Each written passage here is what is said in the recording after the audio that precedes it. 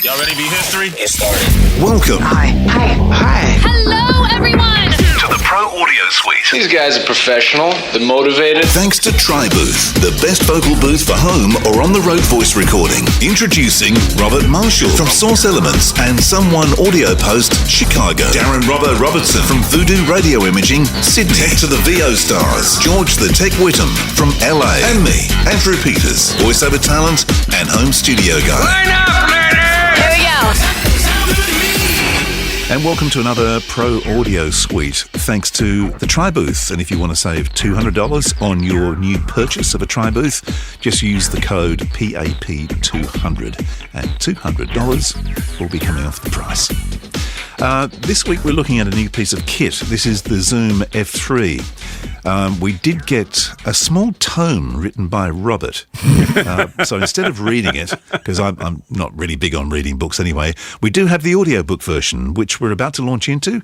Robert, time for a rant. I'm going to let George, I'm going to let George first pitch it the way Zoom probably imagines this being pitched. So this device is clearly intended for videographers. So what they've done is they've made a device that's as small as they could make it, that's as easy to use so that a videographer can capture audio and not have to worry about setting gain and clipping.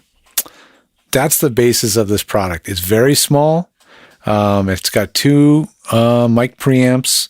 It's something that you can strap onto a camera system, and it's just another little box, hanging off your rig, that you're running audio into.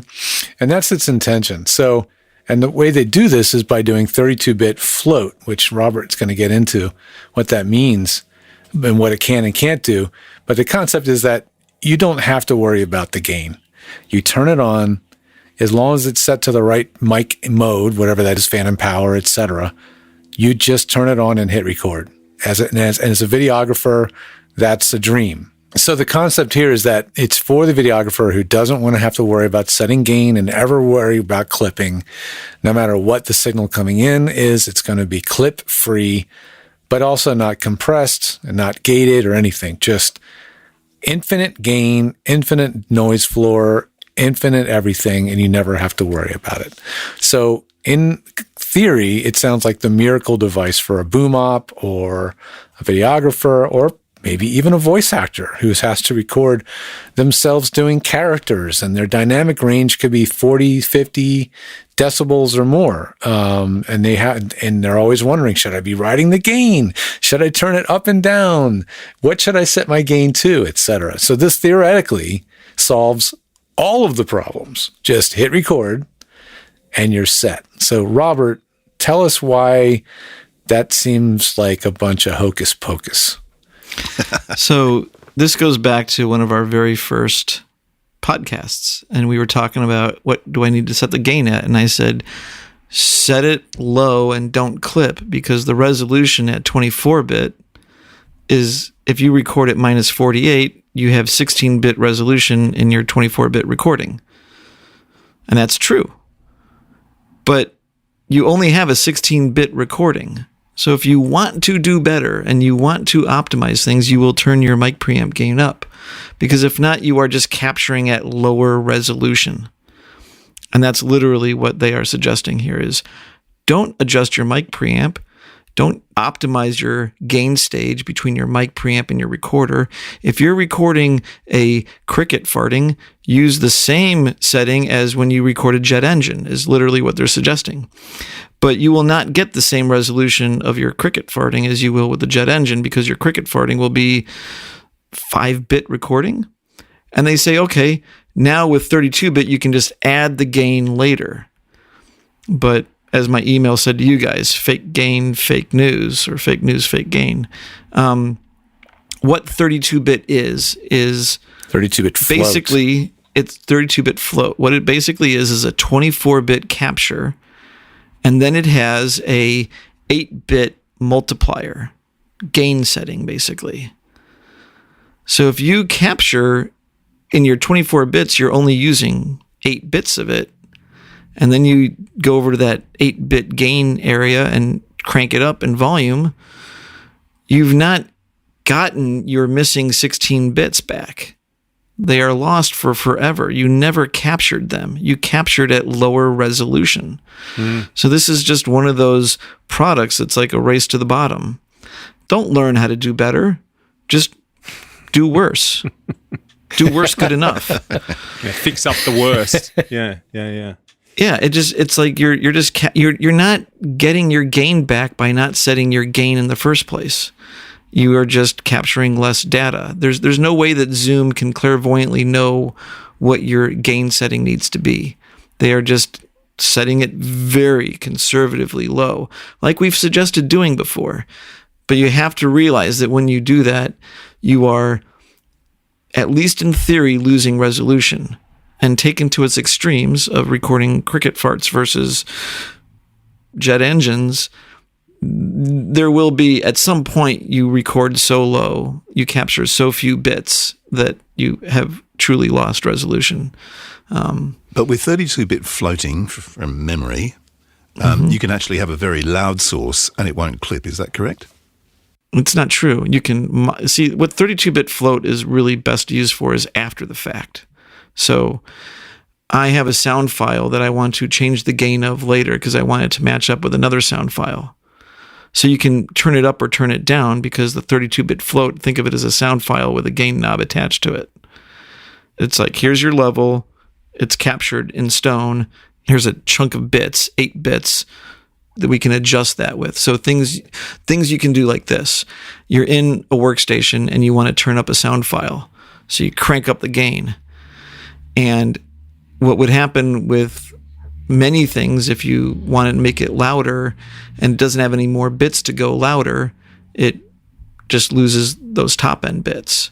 And then when you want to turn it back down, when you do turn it back down, you've lost those bits. You've sent them over the edge of the top. They're gone for forever. So if you go, oh, I went too far, let me turn it down. Now, when you turn it down, you still have those truncated flat top waveforms. Whereas with 32-bit, you can turn it up, go, oh, I went too far, I can turn it back down. So a more specific issue or way this would happen is this. How does it work in a workstation? Anything you do to your signal, compress it, EQ it, change it in a little bit, you're doing math on that signal. And if you've done a little bit of math, you know that if you take 20 and multiply it by 3.8, you're going to get a big, long number. It's not going to be 20 anymore. It's going to be 20, whatever.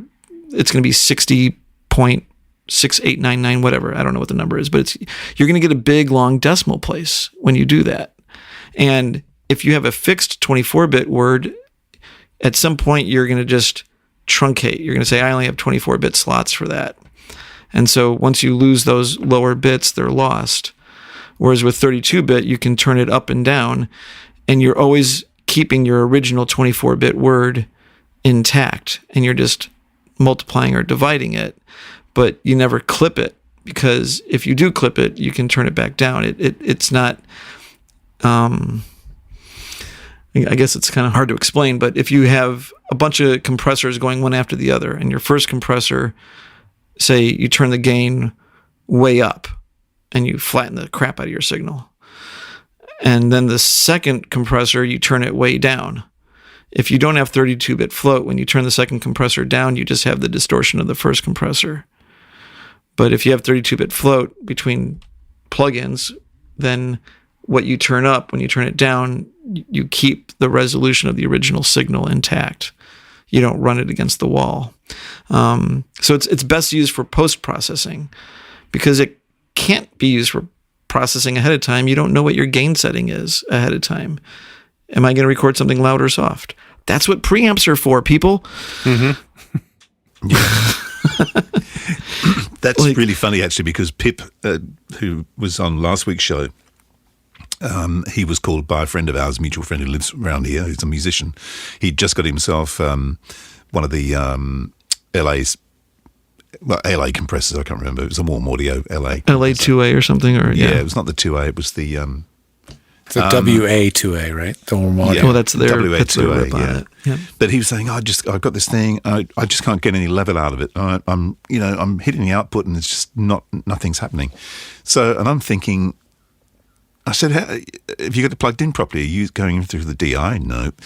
it just sounds to me as if you're not getting enough level into it. He turned the gain reduction knob up, not the gain knob up, correct. right? He turned the input gain right down, and then was trying the output, going, "Why am I not getting anything out of this?" So Pip went round there and went, "There's your issue. There's nothing going in to begin with. There's nothing going in." Well, that's the weird thing about the LA2A the design, the topology. It's odd because on the left-hand side, there's a gain knob. And so your instinct is this is the input gain. Where in actuality, that unit doesn't have an input gain knob. Right. It only has an output makeup gain knob.